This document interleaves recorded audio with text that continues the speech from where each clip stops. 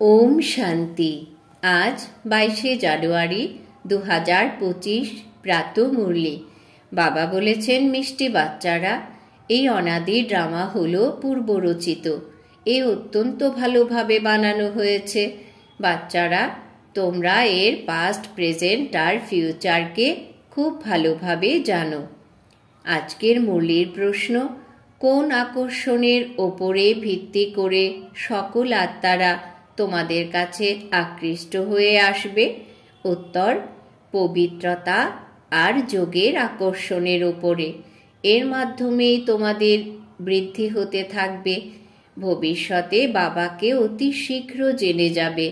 যখন তারা দেখবে যে এত অগণিত সংখ্যক আত্মারা উত্তরাধিকার নিচ্ছে, তখন অনেকেই আসবে। যত সময় অতিবাহিত হবে ততই তোমাদের প্রতি আকৃষ্ট হতে থাকবে। ওম শান্তি। আধ্যাত্মিক বাচ্চাদের এ তো জানা রয়েছে যে আমরা আত্মারা পরমধাম থেকে আসি। এ কথা বুদ্ধিতে তো রয়েছে, তাই না? যখন প্রায় সকল আত্মাদের আশা সম্পূর্ণ হয়ে যায় আর বাকি কিছু অল্প সংখ্যক থাকে, তখন বাবা আসেন। বাচ্চারা, এখন তোমাদের কাউকে বোঝানো অতি সহজ। দূরদেশ নিবাসী আসেন সব শেষে, বাকি সেখানে অল্প সংখ্যক থেকে যায়। এখনো পর্যন্ত বৃদ্ধি তো হচ্ছেই, তাই না? তোমরা এও জানো যে বাবাকে তো কেউ জানেই না, তাহলে তারা রচনার আদি মধ্য অন্তকে কিভাবে জানবে? এ হলো অসীম জগতের ড্রামা, তাই না? একে তো ড্রামার অ্যাক্টরদের জানা উচিত। যেমন পার্থিব জগতের অ্যাক্টররাও জানে যে অমুকে অমুকে এই পার্ট পেয়েছে। যে জিনিস অতীত হয়ে যায় তারই পুনরায় ছোট ড্রামা তৈরি হয়। ফিউচারের তো কেউ বানাতে পারবে না। যা পাস্ট হয়ে গেছে সেখান থেকে নিয়ে আর কিছু কাহিনী সৃষ্টি করেও ড্রামা তৈরি করা হয়। সেটাই সকলকে দেখানো হয়। ফিউচারকে তো কেউ জানেই না। এখন তোমরা জানো যে বাবা এসেছেন, স্থাপনা হচ্ছে, আমরা উত্তরাধিকার পাচ্ছি। যারা যারা আসে তাদের আমরা রাস্তা বলে দেই, দেবী দেবতা পদ পাওয়ার। এই দেবতারা এত উচ্চ কিভাবে হয়েছে সেটাও কারোর জানা নেই। বাস্তবে তো হলো আদি সনাতন দেবী দেবতা ধর্মই নিজেদের ধর্মকে ভুলে যায়। তখন বলে, আমাদের কাছে তো সব ধর্মই একটাই। বাচ্চারা, তোমরা এখন জানো যে বাবা আমাদের পড়াচ্ছেন। বাবার ডাইরেকশনেই চিত্রাদি তৈরি করা হয়। বাবা দিব্য দৃষ্টির দ্বারা চিত্র তৈরি করাতেন। কেউ আবার নিজের বুদ্ধির দ্বারাও তৈরি করত।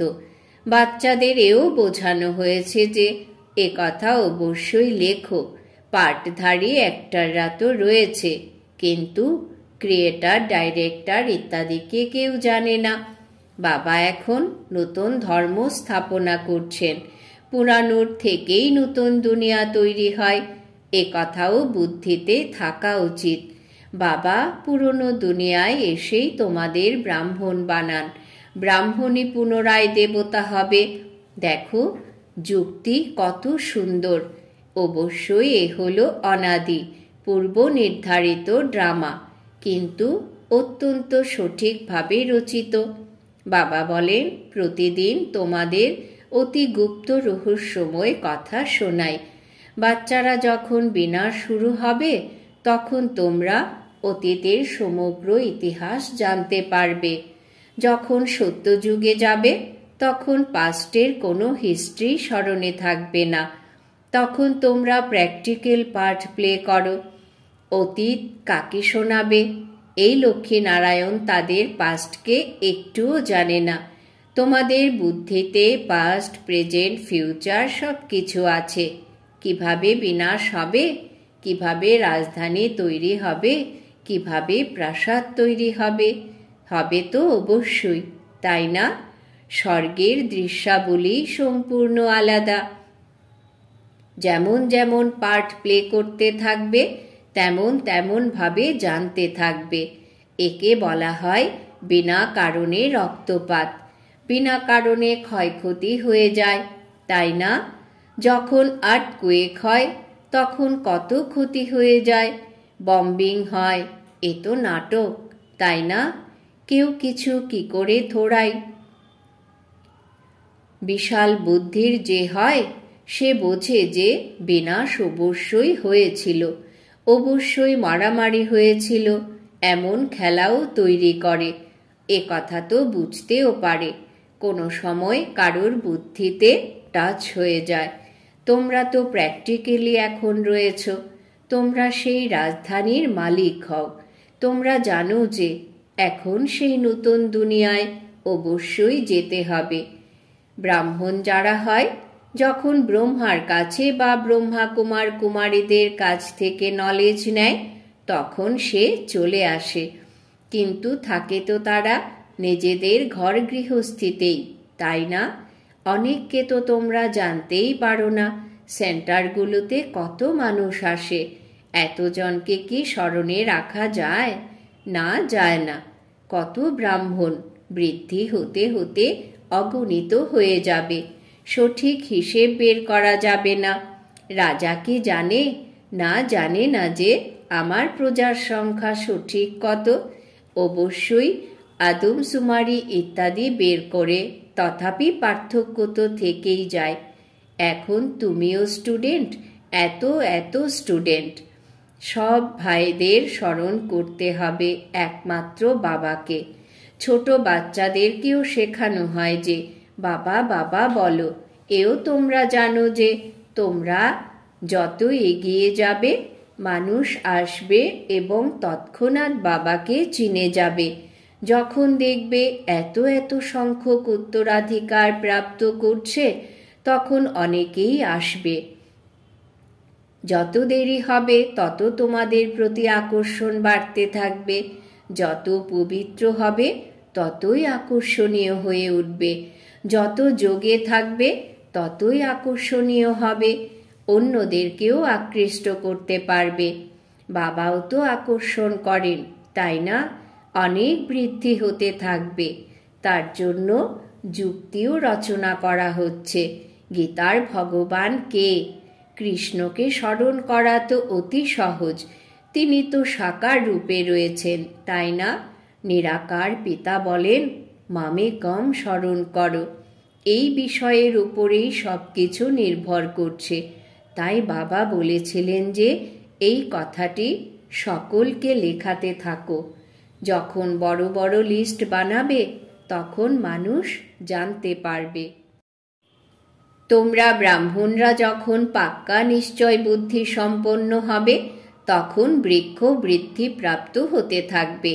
মায়ার তুফানও শেষ পর্যন্ত চলবে। বিজয় প্রাপ্ত করে নিলে তখন না পুরুষার্থ থাকবে না মায়া থাকবে। স্মরণেই অনেকে পরাজিত হয়। যত তোমরা যোগে শক্তিশালী হবে তখন আর পরাজিত হবে না। এই রাজধানী স্থাপিত হচ্ছে। বাচ্চাদের নিশ্চয় রয়েছে যে আমাদের রাজত্বকাল আসবে, তখন আমরা হিরে জহরত কোথা থেকে নিয়ে আসব, খনি কোথা থেকে আসবে। এই সব তো সত্যিই ছিল, ঠিকই, তাই না? এতে বিভ্রান্ত হওয়ার কথা তো নয়। যা হবে তা প্র্যাকটিক্যালে দেখতে পাবে। স্বর্গ তো অবশ্যই তৈরি হবে। যারা ভালোভাবে পড়ে তাদের এই নিশ্চয় থাকবে যে ভবিষ্যতে আমরা গিয়ে ওখানে প্রিন্স হব, ওখানে হিরে জহরতের রাজপ্রাসাদ থাকবে। এই নিশ্চয়ও সার্ভিসেবল বাচ্চাদের থাকবে। যারা নিম্ন পদাধিকারী হবে তাদের কখনো এমন এমন ধরনের চিন্তাও আসবে না যে আমরা প্রাসাদাদি কিভাবে বানাবো। যারা খুব ভালোভাবে সার্ভিস করবে তারাই তো মহলে যাবে, তাই না? দাস দাসী তৈরি হয়েই থাকবে। সার্ভিসেবল বাচ্চাদের এমন এমন ধরনের খেয়াল আসবে। বাচ্চারাও জানে যে কারা কারা ভালো সার্ভিস করবে। আমাদের তো যারা পড়াশোনা করছে তাদের সামনে মাথা নত করতে হবে। যেমন এই বাবা অর্থাৎ ব্রহ্মা বাবা, বাবার তো খেয়াল থাকে, তাই না? বৃদ্ধ আর বালক সমান হয়ে গেছে, তাই এনার অ্যাক্টিভিটিও শৈশবের মতো হয়ে গেছে। বাবার তো একটাই অ্যাক্ট, বাচ্চাদের পড়ানো আর শেখানো। বিজয় মালার দানা হতে গেলে পুরুষার্থ অনেক করতে হবে, অনেক মিষ্টি হতে হবে, শ্রীমতে চলতে হবে, তবেই উচ্চ স্থানাধিকারী হবে। এ তো বুঝবার মতন বিষয়, তাই না? বাবা বলেন, আমি যা শোনাই তার উপরে বিচার করো। ভবিষ্যতে তোমাদের আরও সাক্ষাৎকার হতে থাকবে, যত নিকটে আসবে তত স্মরণে আসতে থাকবে। নিজেদের রাজধানী ছেড়ে এসেছ, 5000 বছর হয়ে গেছে, 84 জন্মের চক্র পরিক্রমা করে এসেছ। যেমন ভাস্কো দা গামার উদ্দেশ্যে বলা হয় যে ওয়ার্ল্ড পরিক্রমণ করেছিল, আমরা এই ওয়ার্ল্ডে 84 জন্ম পরিক্রমা করেছি। ওই ভাস্কো দা গামা তো একজনই, তাই না? ইনিও তো এক, যিনি তোমাদের 84 জন্মের রহস্য বোঝান। ডিনাইস্টি চলতে থাকে, তাই নিজেদের অন্তরে দেখবে যে আমার মধ্যে কোনো দেহ অভিমান নেই তো, ফেল হয়ে যায় না তো, অথবা আপসেট হয়ে যায় না তো। তোমরা যোগে থাকবে, শিব বাবাকে স্মরণ করতে থাকবে, তাহলে তোমাদের কেউ থাপ্পড় ইত্যাদি মারতে পারবে না। যোগ বলে হলো তোমাদের ঢাল, কেউ কিছু করতেই পারবে না। যদি কেউ আঘাত পায় তবে তার অবশ্যই দেহ অভিমান আছে। দেহি অভিমানীকে কেউ আঘাত করতে পারে না, ভুল নিজেরই হয়। বিবেক এ কথা বলে যে দেহি অভিমানী কেউ কিছু করতে, দেহি অভিমানীকে কেউ কিছু করতে পারবে না, তাই দেহি অভিমানী হওয়ার প্রচেষ্টা করা উচিত। সকলকে পয়গাম দিতে হবে, ভগবান উবাচ মন মনা ভব। কোন ভগবান? বাচ্চারা, এও তোমাদেরকেই বোঝাতে হবে। ব্যাস, এই একটি কথাতেই তোমাদের বিজয় হবে। সমগ্র দুনিয়ার মানুষের বুদ্ধিতে কৃষ্ণ ভগবান উবাচই রয়েছে। যখন তোমরা বোঝাও তখন বলে যে এ কথা তো একদম সত্য। যখন সম্পূর্ণ তোমাদের মতো করে বুঝবে তখন বলবে যে বাবা যা শেখায় সেটাই সঠিক। কৃষ্ণ কি বলবে না বলবে না যে আমি এমন, আমাকে কেউ জানতেই পারে না। কৃষ্ণকে তো সকলেই জেনে যাবে। এমনও নয় যে কৃষ্ণের শরীরে এসে ভগবান বলেন, না, কৃষ্ণ তো সত্যযুগেই থাকে, সেখানে ভগবান কি করে আসবে? ভগবান তো আসেই পুরুষোত্তম সঙ্গম যুগে। বাচ্চারা, তাই তোমরা অনেককে লেখাতে থাকো। তোমাদের একটি বড় বই ছাপানো উচিত, যাতে যেন সকলের মতামত লেখা থাকে। যখন দেখবে যে এখানে তো এতজন সকলেই লিখেছে, তখন নিজেও লিখবে। তখন তোমাদের কাছে অনেকের মতামত লেখা হয়ে যাবে যে গীতার ভগবানকে। ওপরেও যেন লেখা থাকে যে সর্বোচ্চ হলেন বাবাই, কৃষ্ণকে সর্বোচ্চ বলা যাবে না। তিনি কখনো বলতে পারেন না যে মামে কম স্মরণ করো। ব্রহ্মার থেকেও উচ্চতম হলেন ভগবান, তাই না? মুখ্য কথাই হলো এটা। এতেই সকলের দেউলিয়া বের হয়ে যায়। বাবা কখনো বলেন না যে এখানে বসে থাকতে হবে। না, সদ্গুরুকে নিজের করে নিয়ে পুনরায় নিজ ঘরে গিয়ে থাকো। শুরুতে তোমাদের ভাট্টি হতো, শাস্ত্রতেও ভাট্টির কথা রয়েছে, কিন্তু ভাট্টি কাকে বলা হয় তা কেউ জানে না। ভাট্টি হয় ইটের, তাতে কোনোটা পাকা, কোনোটা আধ পাকা বেরোয়। এখানেও দেখো, সোনা নেই, আছে পাথর মাটির টুকরো। পুরনো জিনিসের মূল্য অপরিসীম। শিব বাবা, দেবতাদের মান সম্মান আছে, তাই না? সত্যযুগে তো মান সম্মানের কোনো কথাই নেই। ওখানে কি পুরনো জিনিস বসে কেউ খোঁজে? না, খোঁজে না। ওখানে পেট ভর্তি থাকে। খোঁজ করার প্রয়োজনই থাকে না। তোমাদের খনন করার প্রয়োজনই নেই। দাপরের পর থেকে খনন কার্যাদি শুরু হয়। ঘর বাড়ি যখন বানায় তখন খুঁড়তে গিয়ে কিছু বেরিয়ে আসে, তখন মনে করে যে নিচে কিছু রয়েছে। সত্যযুগে তোমাদের কোনো চিন্তা থাকে না। ওখানে তো সোনাই সোনা, ইটও সোনার। কল্প পূর্বে যা হয়েছিল, যা নির্ধারিত, তারই সাক্ষাৎকার হয়। আত্মাদের আহ্বান করা হয়। এও ড্রামায় পূর্ব নির্ধারিত। এতে বিভ্রান্ত হওয়ার প্রয়োজন নেই। Second by second part play হয়, পুনরায় লুপ্ত হয়ে যায়। এ হলো পঠন পাঠন। ভক্তি মার্গে অনেক চিত্র রয়েছে। তোমাদের এই চিত্র সবই অর্থপূর্ণ। কোনো চিত্রই অর্থহীন নয়। যতক্ষণ না পর্যন্ত তোমরা কাউকে বোঝাবে, ততক্ষণ পর্যন্ত কেউ বুঝতে পারে না। একমাত্র বাবাই বুদ্ধিমান, নলেজফুল, যিনি বোঝান। এখন তোমরা ঈশ্বরীয় মত পেয়েছ। তোমরা হলে ঈশ্বরীয় বংশ বা কুলের। ঈশ্বর এসে বংশ বা কুল স্থাপন করেন। এখন তোমাদের রাজ্যাদি কিছুই নেই। রাজধানী ছিল, এখন নেই। দেবী দেবতা ধর্ম অবশ্যই ছিল। সূর্যবংশী ও চন্দ্রবংশী রাজত্ব অবশ্যই রয়েছে, তাই না? গীতার দ্বারা ব্রাহ্মণ কুল স্থাপিত হয়, সূর্যবংশী চন্দ্রবংশী কুলও স্থাপিত হয়। এছাড়া অন্য কেউ হতে পারে না। বাচ্চারা, তোমাদের সৃষ্টির আদি মধ্য অন্তকে তোমরা জেনে গেছ। পূর্বে মনে করতে যে বড় প্রলয় হয়, পরে দেখানো হতো সাগরে অশ্বত্থ পাতার ওপর কৃষ্ণ ভেসে আসে। প্রথম নম্বরে তো কৃষ্ণই আসে, তাই না?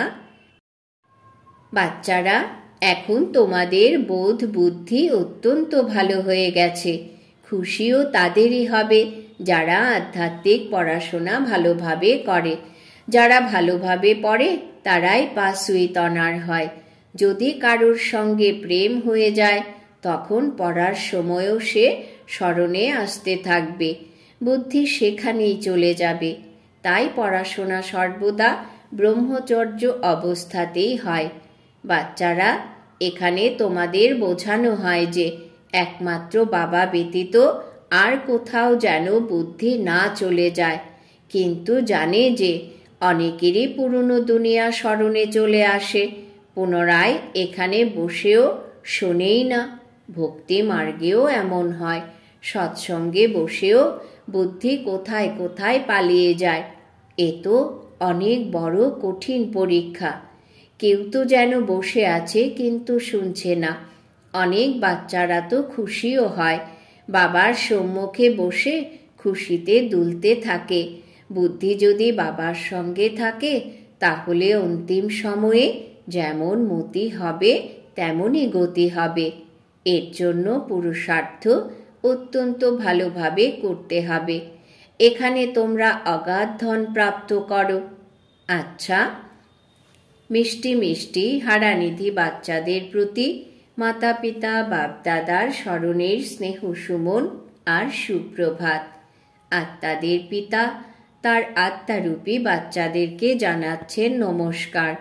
আমরা আত্মারূপী বাচ্চারা আমাদের মাতা পিতা বাপদাদাকেও জানাই স্মরণের স্নেহ সুমন, সুপ্রভাত, নমস্কার। ধারণার জন্যে মুখ্য সার: 1. বিজয় মালার দানা হওয়ার জন্য অত্যন্ত ভালোভাবে পুরুষার্থ করতে হবে। অত্যন্ত মিষ্টি হতে হবে। শ্রীমত অনুসারে চলতে হবে। 2. যোগী হলো ঢাল, সেই জন্য যোগবল জমা করতে হবে। দেহি অভিমানী হওয়ার জন্য পুরোপুরি প্রচেষ্টা করতে হবে। বরদান: বাবা বরদান দিয়েছেন বিশেষ শব্দের স্মৃতি দ্বারা সম্পূর্ণতার লক্ষ্যকে প্রাপ্তকারী স্বপরিবর্তক ভব।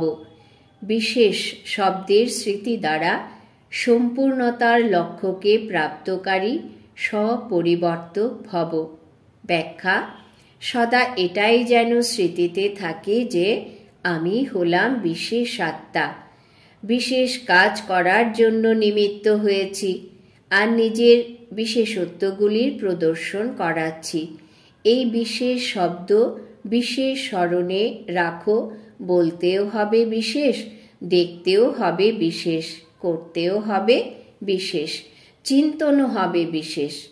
প্রত্যেক বিষয়ে এই বিশেষ শব্দ নিয়ে আসার কারণে সহজে স্বপরিবর্তক তথা বিশ্ব পরিবর্তক হয়ে যাবে। আর সম্পূর্ণতাকে প্রাপ্ত করার যে লক্ষ্য আছে সেই লক্ষ্যকেও সহজেই প্রাপ্ত করে ফেলবে। স্লোগান: বিঘ্নগুলিকে দেখে ঘাবড়ে যাওয়ার পরিবর্তে সেগুলোকে পেপার মনে করে পার করো। বিঘ্নগুলিকে দেখে ঘাবড়ে যাওয়ার পরিবর্তে সেগুলোকে পেপার মনে করে পার করো।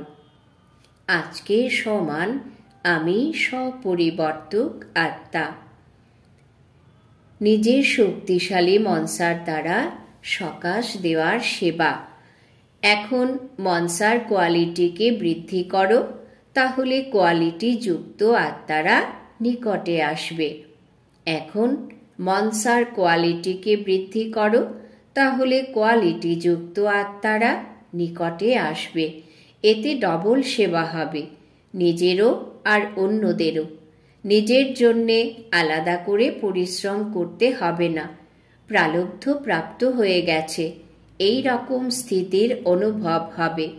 এই সময়ের শ্রেষ্ঠ প্রালব্ধ হল সদা স্বয়ং সর্বপ্রাপ্তিগুলির দ্বারা সম্পন্ন থাকা আর সবাইকে সম্পন্ন বানানো। ওম শান্তি।